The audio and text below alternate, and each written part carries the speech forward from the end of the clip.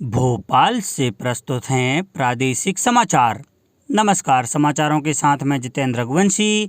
पहले मुख्य समाचार। शिक्षा में गुणवत्ता और स्कूलों से प्रवीणता जैसे विषयों पर केंद्रित शिक्षक पर्व समारोह को प्रधानमंत्री नरेंद्र मोदी संबोधित करेंगे। प्रदेश में 17 सितंबर को चलाया जाएगा कोविड वैक्सीनेशन का महाअभियान।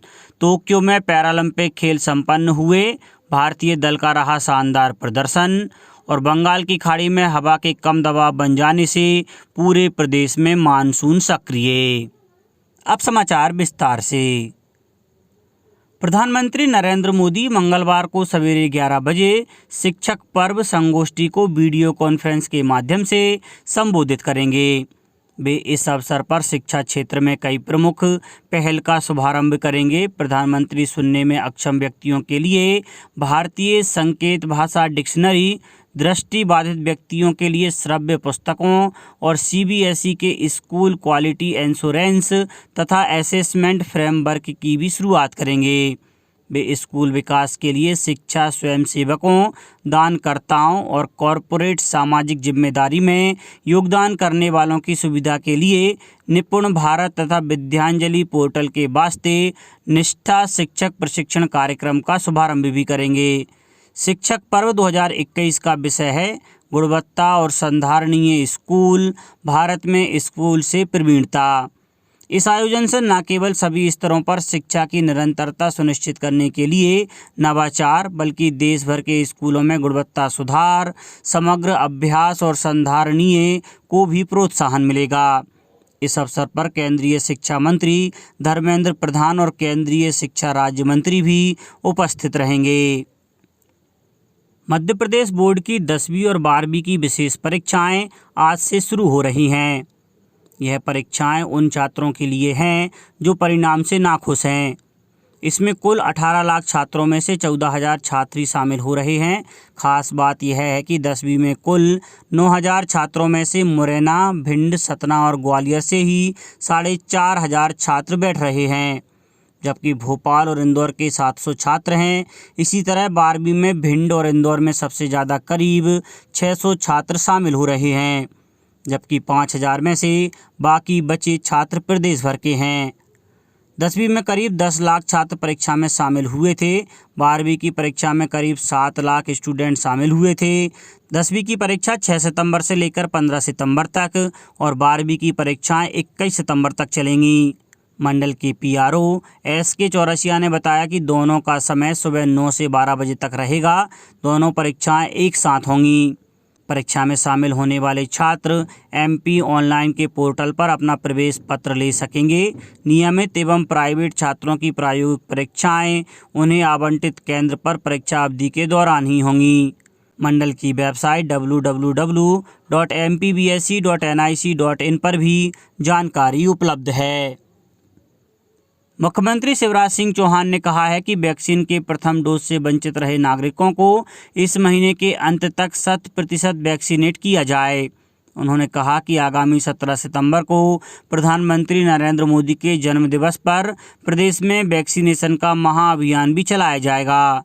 श्री चौहान ने कहा कि वैक्सीनेशन कार्य में लगातार गति बनाए रखें, जिससे नागरिकों को प्रथम डोज के साथ वैक्सीन का दूसरा डोज भी समय पर लग जाए।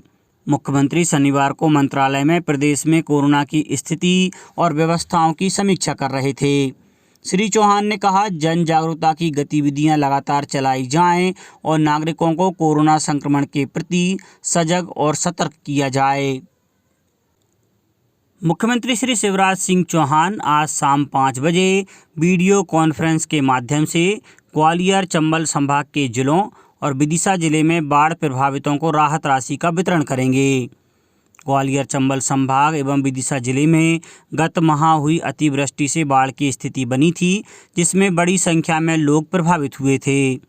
मुख्यमंत्री श्री चौहान ने बाढ़ प्रभावित क्षेत्रों में राहत एवं बचाव कार्यों को प्रभावी तरीके से संचालित कर नागरिकों की जान बचाई। मुख्यमंत्री स्वयं भी बाढ़ प्रभावित क्षेत्रों में गए और प्रभावितों के लिए बनाए गए राहत शिविरों का जायजा लिया। उन्होंने बाढ़ प्रभावितों से मुलाकात कर उन्हें हर संभव मदद का भरोसा भी दिलाया। केंद्र सरकार से मिली सहायता से बाढ़ में फंसे हजारों लोगों का सफलतापूर्वक रेस्क्यू भी किया गया। मुख्यमंत्री श्री चौहान बाढ़ से पूर्ण क्षतिग्रस्त मकानों के पुनर्निर्माण और अन्य क्षतियों के लिए राहत राशि का वितरण कर प्रभावितों से संवाद भी करेंगे। राज्यपाल मंगू भाई पटेल ने कहा है कि भावी पीढ़ी निर्माण के केंद्र आंगनबाड़ी और प्राथमिक विद्यालय होते हैं। जरूरी है कि आंगनबाड़ी कार्यकर्ताओं और सहायिका आम बोलचाल की भाषा में मातृ शिशु स्वास्थ्य के प्रति जागृति बढ़ाएं, बच्चों में अच्छी आदतें डालने के लिए प्रेरित और प्रशिक्षित करें। राज्यपाल श्री पटेल मध्य प्रदेश बाल कल्याण परिषद की वर्चुअल बैठक को कल राजभवन से संबोधित कर रहे थे। बैठक में परिषद के उपाध्यायगण, पदाधिकारी और कार्यकारी के सदस्य मौजूद थे।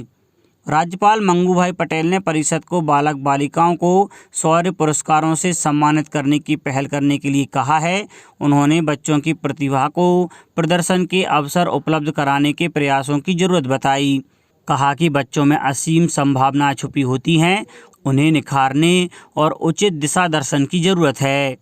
इस कार्य में आंगनबाड़ी कार्यकर्ता, सहायिका और प्राथमिक विद्यालय के शिक्षकों की महत्वपूर्ण भूमिका है।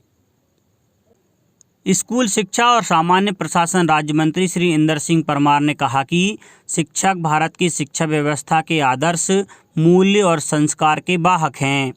शिक्षक भारत की सनातन परंपरा का पालन करते हुए विद्यार्थियों को पढ़ाने लिखाने तक सीमित न होकर उन्हें अंधकार से प्रकाश की ओर ले जाने वाले और जीवन में सकारात्मक बदलाव लाने वाला एक व्यक्तित्व है। श्री परमार वल्लभ भवन में वर्चुअली ऑनलाइन आयोजित राज्य स्तरीय शिक्षक सम्मान समारोह में शिक्षण क्षेत्र में उत्कृष्ट कार्य करने वाले शिक्षकों को सम्मानित कर रहे थे।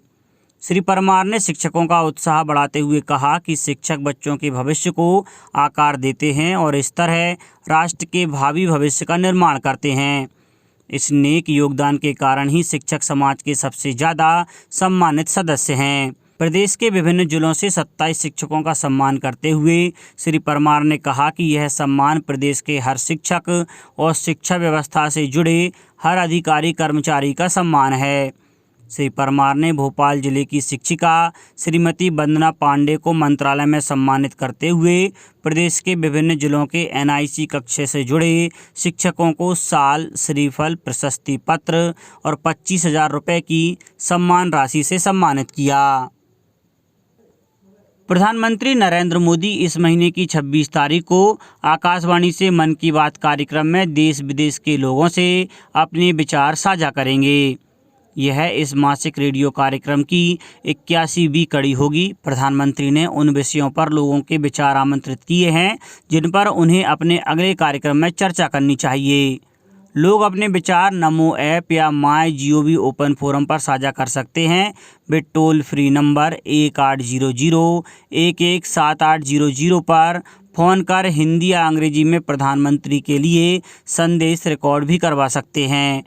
इसके लिए फ़ोन लाइन इस महीने की 24 तारीख तक खुली रहेंगी। इसके अलावा 1922 पर मिस कॉल देकर SMS में प्राप्त लिंक को फॉलो कर सीधे प्रधानमंत्री को सुझाव भेजे जा सकते हैं। प्रधानमंत्री उज्ज्वला योजना के दूसरे चरण के अंतर्गत देश के 1 करोड़ निर्धन परिवारों को निःशुल्क गैस कनेक्शन प्रदान किए जाएंगे। योजना में मध्य प्रदेश के 9 लाख निर्धन परिवार भी लाभान्वित होंगे। प्रमुख सचिव खाद्य एवं नागरिक आपूर्ति तथा उपभोक्ता संरक्षण श्री फैज अहमद किदवई ने बताया कि योजना के अंतर्गत नवीन गैस कनेक्शन जारी किए जाने पर समस्त पात्र हितग्राहियों को डिपॉजिट फ्री गैस कनेक्शन मिलेंगे। इसके साथ ही प्रथम रिफिल एवं गैस चूल्हा भी निःशुल्क दिया जाएगा। प्रमुख सचिव श्री किदवई ने बताया कि उज्ज्वला योजना के अंतर्गत ऐसी वयस्क महिला गैस कनेक्शन प्राप्त करने के लिए पात्र होगी जो गरीब गृहस्थी से संबंध रखती है। अब कुछ समाचार खेल जगत से। टोक्यो में कल पैरालंपिक खेलों का समापन हो गया। समापन समारोह में निशानेबाज अवनी लेखरा भारतीय दल की ध्वजवाहक बनी। 24 अगस्त को शुरू हुए पैरालंपिक खेलों के आखिरी दिन कल भारत ने बैडमिंटन में 1 स्वर्ण और 1 रजत पदक जीतकर शानदार प्रदर्शन किया। पुरुष सिंगल्स में कृष्णा नागर ने फाइनल में हांगकांग के मान काई चू को हराकर स्वर्ण देश के नाम किया। इससे पहले गौतम बुद्ध नगर के जिला अधिकारी सुहास यतिराज ने रजत पदक जीता। भारत ने 5 स्वर्ण, 8 रजत और 6 कांस्य सहित कुल 19 पदक जीतकर अपना सर्वश्रेष्ठ प्रदर्शन किया। इस अवसर पर प्रधानमंत्री नरेंद्र मोदी ने कहा कि भारतीय खेलों के इतिहास में टोक्यो पैरालंपिक का हमेशा एक विशिष्ट स्थान रहेगा। श्री मोदी ने एक ट्वीट श्रृंखला में कहा कि यह खेल प्रत्येक भारतीय को हमेशा याद रहेंगे और पीढ़ियों को खेलों के प्रति प्रेरित करेंगे। उन्होंने कहा कि पैरालंपिक में भारत ने अब तक के सबसे अधिक पदक जीते हैं, जिससे भारतीयों का हृदय उत्साह से भर गया है। अगले पैरालंपिक खेल पेरिस में होंगे। अब बात मौसम की। आगामी 3-4 दिनों में राजधानी भोपाल सहित प्रदेश के कई जिलों में मानसून की गतिविधियां फिर बढ़ सकती हैं। मौसम केंद्र ने बताया है कि बंगाल की खाड़ी में कम दबाव का क्षेत्र बनने की संभावना को देखते हुए राज्य के कई शहरों में भारी बारिश हो सकती है। पिछले 2 दिनों से हो रही हल्की बारिश से राज्य के कई जिलों में औसत बारिश रिकॉर्ड की गई है। वहीं तापमान में भी गिरावट आई। कल राजधानी भोपाल में दिन भर बादल छाए रहे और शाम को बारिश हुई। कभी धूप और वर्षा के चलते संक्रामक बीमारियों का प्रभाव बढ़ गया है। मौसम केंद्र ने अगले 24 घंटों में धार, बैतूल, हरदा में भारी बारिश का अलर्ट जारी किया है। अब कुछ समाचार संक्षेप में। चिकित्सा शिक्षा मंत्री विश्वास कैलाश सारंग ने प्रख्यात चित्रकार प्रो राजाराम के सम्मान में राजाराम रूप ध्वनि कला दीर्घा का कल भोपाल में उद्घाटन किया। गुना में 7 सितंबर को रोजगार मेला आयोजित किया जा रहा है, जिसमें निजी कंपनियां योग उम्मीदवारों का रोजगार के लिए चयन करेंगी। मुख्यमंत्री ने झाबुआ जिले के पेटलाबाद में एक ट्रॉली पलटने से 3 व्यक्तियों की असामयिक मृत्यु पर दुख व्यक्त किया है। इस दुर्घटना में 10 लोगों के गंभीर रूप से घायल होने का समाचार है। प्रदेश के वन मंत्री कुंवर विजय शाह ने कल जबलपुर दौरे में राज्य वन अनुसंधान संस्थान में आयोजित औषधीय पादप कृषक सम्मेलन को संबोधित किया और सागर के जैसीनगर में लव कुश जयंती मनाई गई। इस अवसर पर आयोजित कार्यक्रम में परिवहन एवं राजस्व मंत्री गोविंद सिंह राजपूत शामिल हुए। इस दौरान शहर में एक शोभा यात्रा भी निकाली गई। अंत में मुख्य समाचार एक बार फिर। शिक्षा में गुणवत्ता और स्कूलों से प्रवीणता जैसे विषयों पर केंद्रित शिक्षक पर्व समारोह को प्रधानमंत्री नरेंद्र मोदी संबोधित करेंगे।